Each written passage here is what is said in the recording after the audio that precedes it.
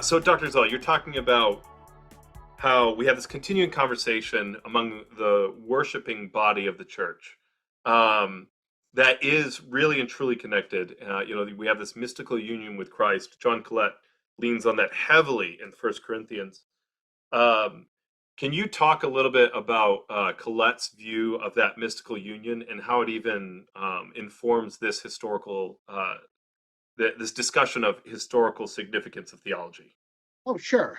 Well, first of all, once again, he's proceeding from the Platonic understanding of the forms.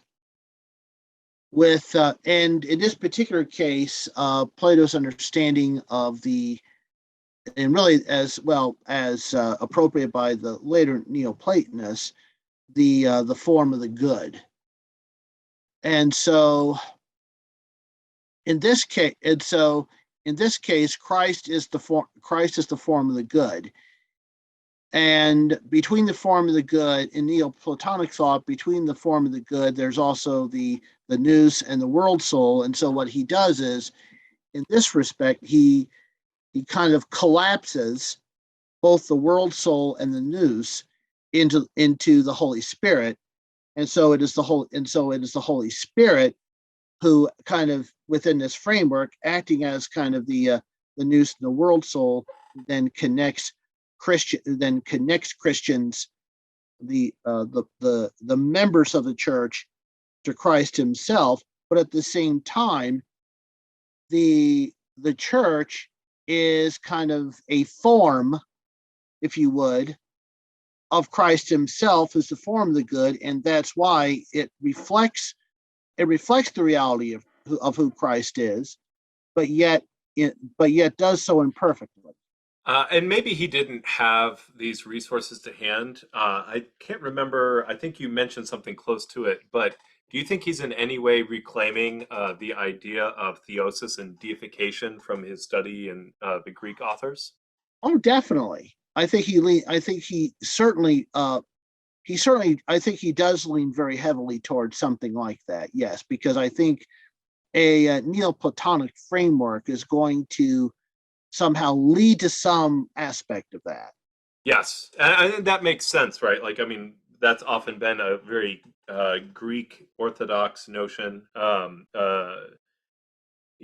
back to the early church fathers. And so if he's leaning on those resources, that you'd think that would happen. And remind me a little bit. I think I remember, but as we talk about the world soul and the nous, do you mind elaborating on that a little bit?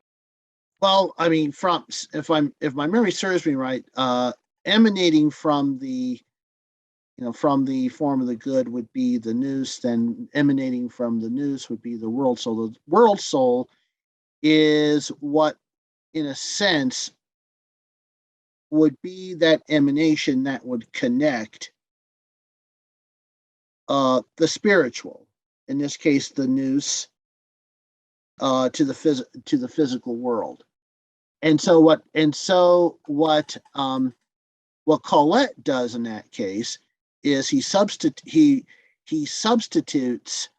both of those by way of the incarnation. He says that the reality of the incarnation, in which the form of the good joins himself in solidarity to humanity, completely supplants any need or role for either the world soul or the nous. Because what happens is the incarnation makes sure that Christ, as the form of the good, ends up functioning as both.